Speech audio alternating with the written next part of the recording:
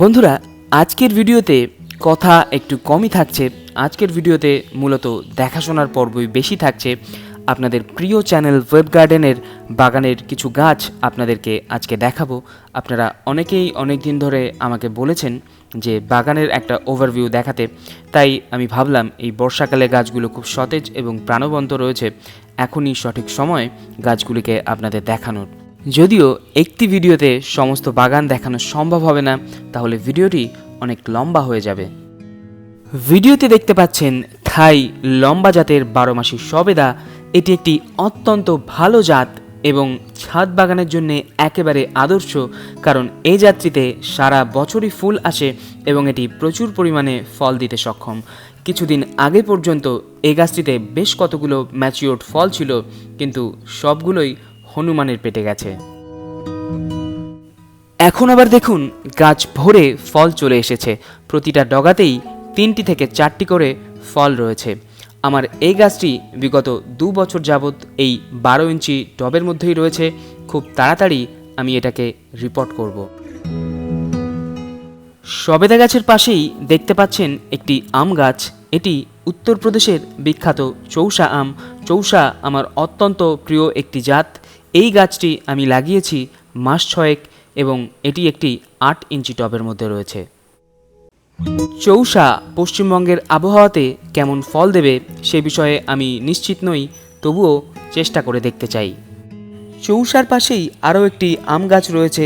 এটি হলো অ্যালফানসো প্রজাতির আম গাছ। দুটি গাছই খুব সুন্দরভাবে বেড়ে উঠছে।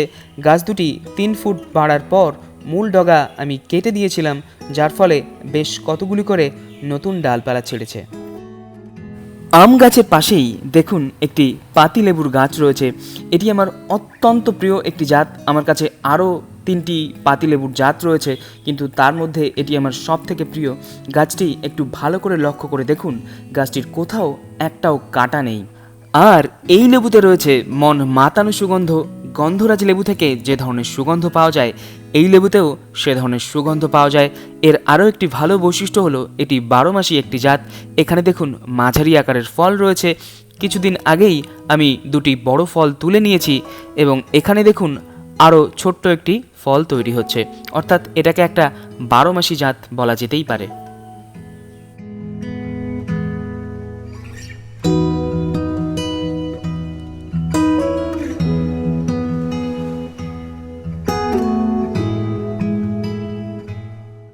থর্নলেস লেবুর পাশেই রয়েছে আমার অত্যন্ত প্রিয় একটি গাছ লঙ্গান। এই লঙ্গান নিয়ে বর্তমানে চারিদিকে একটু হইচই পড়ে গেছে।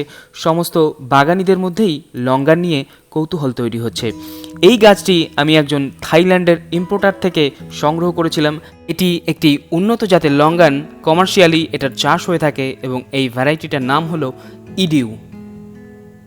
গাছটি প্রথম থেকেই একটি 10 ইঞ্চি টবের মধ্যে রয়েছে এবং যথেষ্ট ভালোভাবে গ্রো করছে। আর গাছটিতে মার্চ মাসে ফুল এসেছিল, সেই ফুলগুলো আমি ভেঙে দিয়েছিলাম। এর ঠিক পাশেই রয়েছে একটি পেয়ারা গাছ।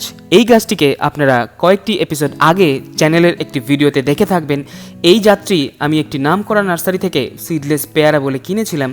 যখন ফল হয় তখন লক্ষ্য করি যে এর মধ্যে অল্প পরিমাণ কিছু বীজ হচ্ছে, কিন্তু ফলের কোয়ালিটি অসম্ভব ভালো, খেতে অসম্ভব মিষ্টি এবং সম্পূর্ণরূপে গাছে পেকে গেলেও এই পেয়ারাটি কখনো নরম হয় না। এই গাছটি আমার কাছে রয়েছে প্রায় 3 বছর সময় ধরে। গাছটিকে আমি প্রথমে একটি 10 ইঞ্চি টবের মধ্যে লাগিয়েছিলাম। লাগানোর 6 মাসের মধ্যেই ফল চলে আসে এবং তার 1 বছরের মাথায় আমি গাছটিকে একটি 50 লিটারের বড় ড্রামে শিফট করে দিই। এখন গাছটি এতটা বড় হয়েছে যে গাছের তলায় অনায়াসে বসে থাকা চলে। গাছটিতে এবার প্রায় 50-60টি ফল হয়েছে। প্রচুর ফল এর মধ্যেই খাওয়া হয়ে গেছে এবং এখনও গাছে প্রচুর পরিমাণে ফল রয়েছে।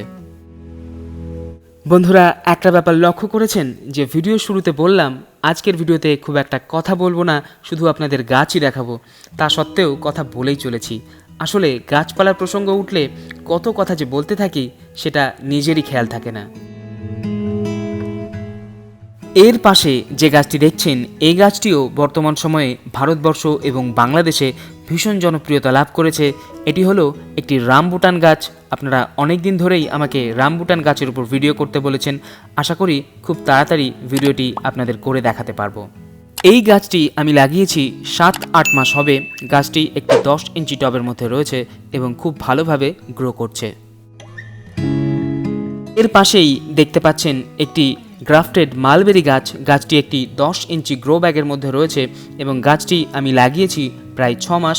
গাছটিতে এখনও কোনো ফল আসেনি, তবে পাতা দেখে যা মনে হচ্ছে এটি পাকিস্তানি হোয়াইট ভ্যারাইটির মালবেরি।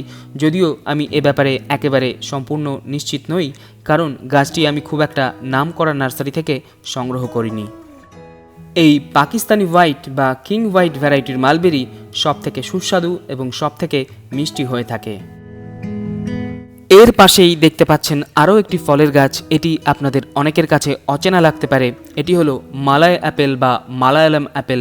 এটি জামরুল জাতীয় একটি ফল, যদিও এর আকার এবং মিষ্টতা অনেক বেশি হয়ে থাকে। গাছটি একটি 10 ইঞ্চি টবের মধ্যে রয়েছে এবং গাছটির বয়স প্রায় 1.5 বছর। বাগানের এক কোনায় দেখতে পাচ্ছেন আমার কাশ্মীরি রেড অ্যাপেল কুলের গাছটি।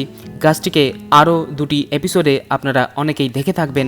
গাছটিতে এখন প্রচুর পরিমাণে ব্রাঞ্চিং হয়েছে। মার্চ মাসে গাছটিকে আমি হার্ড প্রুনিং করে দিয়েছিলাম।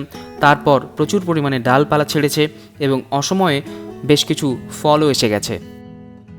গত বছরও গাছটিতে প্রচুর পরিমাণে ফল এসেছিল এবং এবছর আরও বেশি পরিমাণ ফল আমি গাছটি থেকে আশা করছি।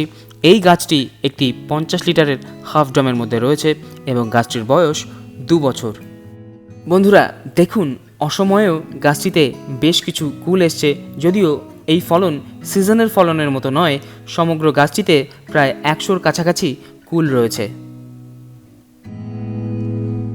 সম্ভবত অফ সিজনে হয়েছে বলে কুলগুলোতে এখনও সেরকম রং আসেনি। শীতকালে হলে এই কুলগুলোতে এতক্ষণে খুব ভালো রং চলে আসতো।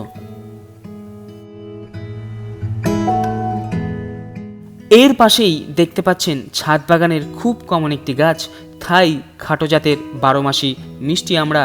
আমার একটি 6-7 বছরের পুরনো থাই মিষ্টি আমড়ার গাছ মাটিতে আছে, তবুও শখ করে আরেকটি লাগিয়েছি এবং লাগানোর 6 মাসের মধ্যেই গাছটিতে ফল চলে এসেছে।